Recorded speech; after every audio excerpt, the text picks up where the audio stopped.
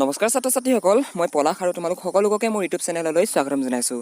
ছাত্ৰ ছাত্ৰীসকল, আজিৰ এইটো ভিডিঅ'ত আমি ডিছকাশ্যন কৰিম ক্লাছ 7 অসমীয়া কিতাপৰ 5 নম্বৰৰ পাঠ বিজ্ঞান আৰু আমাৰ মানসিকতা। সেই পাঠটোৰ সকলো প্ৰশ্নৰ উত্তৰ সম্পৰ্কে আজিৰ আমি এইটো ভিডিঅ'ত ডিছকাশ্যন কৰিম। গতিকে তোমালোকে যদি ক্লাছ 7ত পঢ়ি আছা তেনেহ'লে আজিৰ এইটো ভিডিঅ' শেষলৈকে চাই থাকিবা। আজিৰ এইটো ভিডিঅ'ত তোমালোকে ক্লাছ 7 অসমীয়া কিতাপৰ বিজ্ঞান আৰু আমাৰ মানসিকতা নামৰ যিটো পাঠটোৰ সম্পূৰ্ণ পাঠভিত্তিক প্ৰশ্নৰ উত্তৰ সম্পৰ্কে অৱগত হ'বা। ছাত্ৰ ছাত্ৰীসকল, 1 নম্বৰৰ প্ৰশ্নটো হৈছে চিতা সম্পৰ্কে প্ৰচাৰ হোৱা উৰা বাতৰিটো কি মাধ্যমৰ যোগেদি প্ৰচাৰ হৈছিল? উত্তৰত লিখিবা চিতা সম্পৰ্কে প্ৰচাৰ হোৱা উৰা বাতৰিটো ভ্ৰাম্য ভাষা মাধ্যমৰ যোগেদি প্ৰচাৰ হৈছিল। 2 নম্বৰ প্ৰশ্ন, বুধবাৰে ছাত্ৰ ছাত্ৰীসকলে কিয় বিদ্যালয়লৈ অহা নাছিল? উত্তৰ হৈছে বুধবাৰে ছাত্ৰ ছাত্ৰীসকলে চিতা লোৱাৰ ভয়ত বিদ্যালয়লৈ অহা নাছিল। এতিয়া ইয়াত যিটো চিতা বুলি ৱৰ্ড ইউজ কৰিছে তাৰমানে কি বাৰু? আমি যিহেতু বৰ্তমান এতিয়া ক'ভিডৰ ছিটুৱেশ্যনত বসবাস কৰি আছোঁ, হয়নে? এতিয়া ক'ভিড ভেকচিন নামটো শুনিছা চাগে তোমালোকে, নহয় জানো? এতিয়া আমি যিটো ভেকচিন বুলি কৈছোঁ সেই ভেকচিনটোকে চিতা বুলি কোৱা হৈছে। অ'কে, তোমালোকে এইটো মিছ আণ্ডাৰষ্টেণ্ডিং নাৰাখিবা যে চিতা মানে চিতা বাঘ নতুবা চিতা মানে বেলেগ কিবা চিতা বুজাব। ন, সেইটো নহয়, ঠিক আছে? চিতা মানে কি? চিতা মানে হৈছে ভেকচিন, ঠিক আছে? অ'কে। 9 নম্বৰ প্ৰশ্ন, বিদ্যালয়লৈ চিতা সম্পৰ্কে সবিশেষ জনাবলৈ কোন আহিছিল? উত্তৰত লিখিবা বিদ্যালয়লৈ চিতাৰ সম্পৰ্কে সবিশেষ জনাবলৈ গাঁৱৰ চিকিৎসক ৰতন পায়েং আহিছিল। ছাত্ৰ ছাত্ৰীসকল, নেক্সট প্ৰশ্নটো মন কৰা, চমু উত্তৰ দিয়া। ক নম্বৰ হৈছে ভ্ৰাম্য ভাষাত অহা উৰা বাতৰিটোত চিতা ল'লে কি হ'ব বুলি কৈছিল? তাৰমানে ভ্ৰাম্য ভাষাত যিটো উৰা বাতৰি আহিছিল যে ভেকচিন ল'লে কিবা এটা হ'ব, এতিয়া কি হ'ব বুলি কৈছিল সেই ভ্ৰাম্য ভাষাত অহা উৰা বাতৰিটোৱে? প্ৰশ্নটোত সেইটোকে সুধিছে আৰু উত্তৰত লিখিব লাগিব আমি ভ্ৰাম্য ভাষাত অহা উৰা বাতৰিটোত চিতা ল'লে শিশুসকলৰ ভীষণ অপকাৰ হোৱা বুলি কৈছিল। এতিয়াও বহুতে ভয় কৰি আছে ক'ভিডৰ ভেকচিন ল'বৰ কাৰণে। চ' সেই লেচনটোতো তোমালোকে এনেকুৱা এটা ছিটুৱেশ্যনে পাবা, মানে উৰা বাতৰি প্ৰচাৰ কৰি দিয়া হৈছে যে যদি চিতা ল'লে যিসকল সৰু সৰু ল'ৰা ছোৱালী তেওঁলোকৰ বিশেষ ক্ষতিসাধন হ'ব, নতুবা তেওঁলোকৰ জ্বৰ হ'ব, তেওঁলোকৰ ভৰিৰ বিষ হ'ব। চ' তেনেকুৱা ধৰণৰ যিবিলাক কথাবিলাক উৰা বাতৰিৰ মাধ্যমেৰে প্ৰচাৰ হৈছিলে। নেক্সট প্ৰশ্ন, জংকীয়ে বুধবাৰৰ দিনা বিদ্যালয়ৰ পৰিৱেশ আন দিনাতকৈ কি বেলেগ দেখিছিল? উত্তৰত লিখিবা জংকীয়ে বুধবাৰৰ দিনা বিদ্যালয়লৈ গৈ আন দিনৰ দৰে খেলপথাৰ, শ্ৰেণীকোঠা আদি ক'তো নিজৰ লগৰীয়াবোৰক দেখা নাছিল। আৰু কিয় দেখা নাছিল? বিকজ সেই উৰা বাতৰিটোৰ কাৰণে। কাৰণ সেইদিনাখনি জংকীহঁতৰ স্কুললৈ সেই এজন মানুহ আহিলে হয় চিতা দিবৰ কাৰণে, কিন্তু যিহেতু উৰা বাতৰিটোত প্ৰচাৰ হৈ গ'ল যে চিতা ল'লে শিশুসকলৰ ভীষণ অপকাৰ হ'ব, সেইটো কাৰণে কি হ'ল ঘৰৰ ফেমিলিৰ মানুহে ল'ৰা ছোৱালীবিলাকক স্কুললৈ নপঠিয়ালে, ঠিক আছে? আৰু সেইটো কাৰণে গোটেই স্কুলখন খালী দেখিছিলে, ঠিক আছে? শ্ৰেণীকোঠা, খেলপথাৰ ক'তো মানে জংকীয়ে তাৰ যিবিলাক সেই ফ্ৰেণ্ডছবিলাকক লগ নাপালে। বুজি পাইছা ছাত্ৰ ছাত্ৰীসকল? নেক্সট প্ৰশ্নটো মন কৰা, সংক্ৰামক ৰোগ আৰু প্ৰতিৰোধ ক্ষমতাৰ বিষয়ে চিকিৎসকগৰাকীয়ে কি কৈছিল?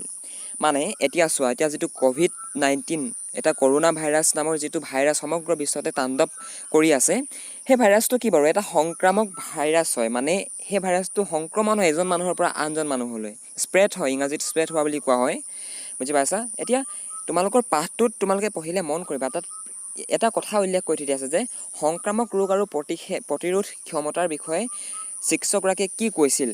তাত তোমালোকৰ পাঠটোৰ ভিতৰত আছে মাজভাগত, তোমালোকে যদি ভালদৰে পঢ়া পাঠটোত তেনেহ'লে পাবা।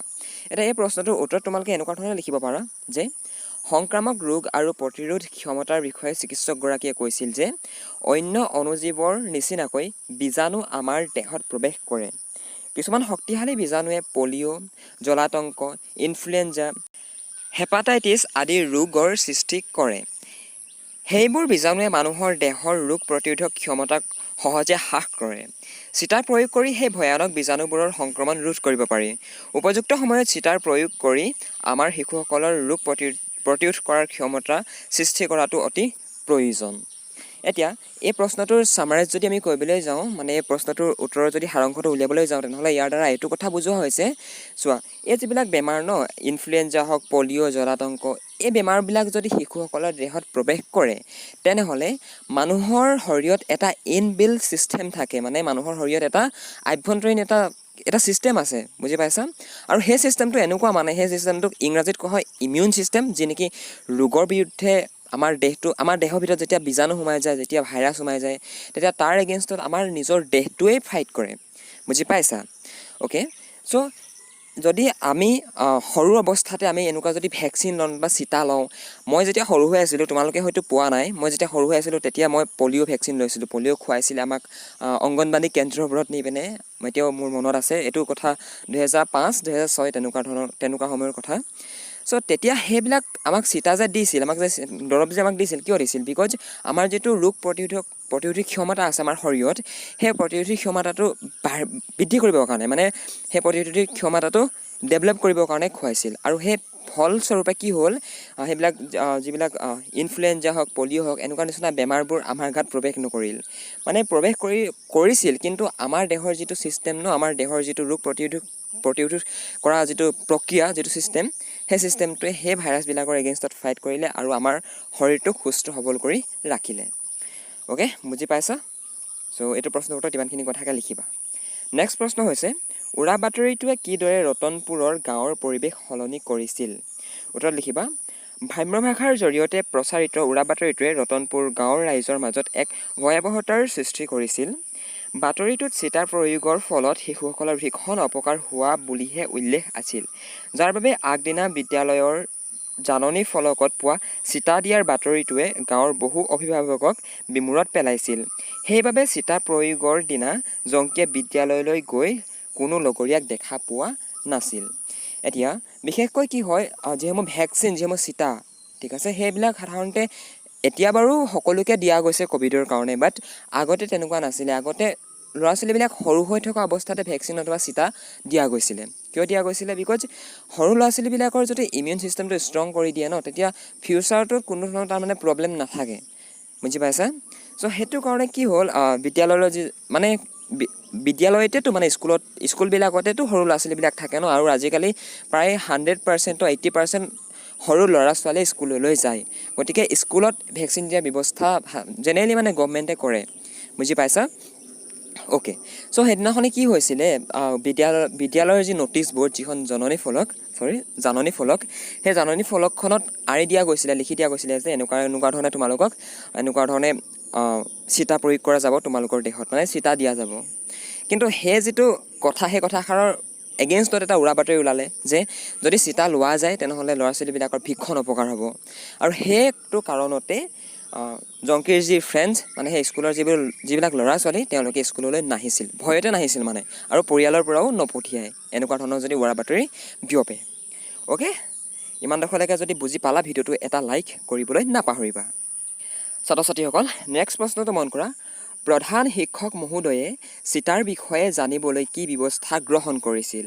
উত্তৰত লিখিবা, প্ৰধান শিক্ষক মহোদয়ে ভ্ৰাম্য ভাষাৰ যোগেদি সেই অঞ্চলৰ প্ৰাথমিক চিকিৎসালয়ৰ চিকিৎসক ৰতন পায়েং মহোদয়ক ছাত্ৰ ছাত্ৰীসকলে চিটাৰ লোৱা ভয়ত বিদ্যালয়লৈ নহাৰ কথা জনালে। প্ৰধান শিক্ষক মহোদয়ে চিকিৎসকগৰাকীৰ লগত আলোচনা কৰি সেইদিনাখনেই আবেলি পৰত বিদ্যালয় চৌহদত এখন জৰুৰী সভা আয়োজন কৰি গাঁৱৰ সকলোকে চিটাৰ বিষয়ে জনাবলৈ ব্যৱস্থা গ্ৰহণ কৰিছিল। যেতিয়া নেকি সেই যিটো উৰা বাতৰি, সেই উৰা বাতৰিটো বিয়পি পৰিল, আৰু তাৰপিছত নেকি স্কুলৰ হেড ছাৰে কি কৰিলে, সেই মানুহজনক ক'লে, যিজন চিকিৎসক আহিবলগীয়া আছিল স্কুললৈ, মানে ৰতন পায়েং, তেওঁক ক'লে যে এনেকুৱা কথা, গতিকে এতিয়া কি কৰা যায়, মানে ছাত্ৰ ছাত্ৰীসকলে আহিব বেয়া পাইছে মানে ভয় কৰিছে, যিহেতু এটা উৰা বাতৰি প্ৰচাৰ হৈ গ'ল ঘপককৈ, গতিকে এতিয়া কি কৰা যায়। তাৰপিছত এটা চলিউশ্যন উলিয়ালে। চলিউশ্যনটো এনেকুৱা ধৰণে উলিয়ালে, তেওঁ বিদ্যালয় চৌহদতে এখন সভা আয়োজন কৰিলে আৰু তালৈ গাঁৱৰ সকলোবিলাক মানুহকে মাতিলে, আৰু মাতি পিনে সেই সভাখনত তেওঁলোকক অৱগত কৰালে যে ভেকচিন ল'লে কি হ'ব, মানে চিটা ল'লে কি হ'ব, মানে বেমাৰ কি বস্তু, মানে সকলোবিলাক কথা তেওঁলোকক বুজাই দিলে, বুজি পাইছা? আৰু ছাত্ৰ ছাত্ৰীসকল, তোমালোক এতিয়া বহুত সৰু হৈ আছা, ক্লাছ 7 পাই আছা, বাট তোমালোকৰ এক্সট্ৰা নলেজৰ কাৰণে মই এটা কথা কৈ দিওঁ। মই টিচাৰ নহয়, কিন্তু মই এজন ষ্টুডেণ্টে হয়। মই বৰ্তমান BA ছেকেণ্ড ছেমিষ্টাৰত পঢ়ি আছোঁ। অ'কে, আৰু মই কোনো ধৰণৰ MBBS ডক্টৰ নহয়, বাট মই চিকিৎসা বিজ্ঞানৰ ক্ষেত্ৰত হওক লাগে, যিমানখিনি কথা জানো সেইখিনি কথাহে মই তোমালোকৰ লগত শ্বেয়াৰ কৰিছোঁ। এতিয়া কি চলি আছে বাৰু? এতিয়া চলি আছে পেণ্ডেমিক, এটা মহামাৰী।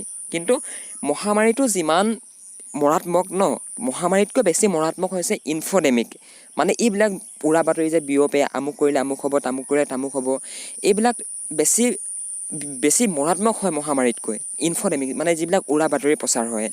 এতিয়া তোমালোকে দুদিনমান আগতে পাইছিলা চাগে যে গৰু মুত খালে গোমূত্ৰ খালে কৰোণা ভাইৰাছ ভাল হৈ যাব। এইবিলাক কিবা চাইণ্টিফিক প্ৰুফ হয় জানো? নহয়, এইবিলাক এটা উৰা বাতৰি হয়, মিছ আণ্ডাৰষ্টেণ্ডিং হয়, কিন্তু মানুহে পালন কৰে। বুজি পাইছা? কিছুমানে গৌমূত খায়, কিছুমানে গোবৰত থাকে, কিছুমানে ঢেৰ যিখন নিজৰ ববীয়াকৈ উলিয়াই লৈছে। চ' এনেকুৱা ধৰণৰ যিবিলাক ইনফডেমিক পেণ্ডেমিক যেতিয়া ষ্টাৰ্ট হয়, যেতিয়া এটা মহামাৰী ষ্টাৰ্ট হয় তাৰ সমান অনুপাতে তাৰ লগে লগে এটা ইনফডেমিক চিটুৱেশ্যন অট'মেটিকেলি ক্ৰিয়েট হৈ যায়। বিশ্বত যেতিয়াৰ পৰা নেকি মানৱ সভ্যতাৰ বুদ্ধি বিকাশ হৈছিলে, যেতিয়া নেকি তোমালোকে জানা চাগে বান্দৰৰ পৰা ক্ৰমবিকাশ হৈ আজি মানুহৰ এইটো অৱস্থা পাইছোঁহি আমি, নহয় জানো? গতিকে এতিয়া আগৰ পৰাই মানুহৰ মাজত যেতিয়া এটা পেণ্ডেমিক চিটুৱেশ্যন আহিছিলে, যেতিয়া নেকি এটা মহামাৰী অৱস্থা আহিছিলে, তেতিয়াৰ পৰাই মানুহৰ মাজত এই যিটো ইনফডেমিক মানে উৰা বাতৰিৰ প্ৰচাৰ এইটো অট'মেটিকলি আহিছে। গতিকে সদায় তোমালোকে ইনফডেমিক মানে উৰা বাতৰিৰ পৰা বাচিবলৈ চেষ্টা কৰিবা। অ'কে, চ' বহুত তোমালোকক কথা কৈ দিলোঁ। এতিয়া আমি নেক্সট প্ৰশ্নৰ ফালে মুভ কৰোঁ। ছাত্ৰ ছাত্ৰীসকল 3 নম্বৰ প্ৰশ্নটো মন কৰা, আৰু এইটো তোমালোকৰ কিতাপতো আছে। প্ৰশ্নটো হৈছে শব্দ অৰ্থ মিলাই লিখা। হাট মানে কি বাৰু? হাট মানে হৈছে নিৰ্দিষ্ট দিনত বহুত মানুহ গোট খাই কিনা বেচা কৰাৰ ঠাই।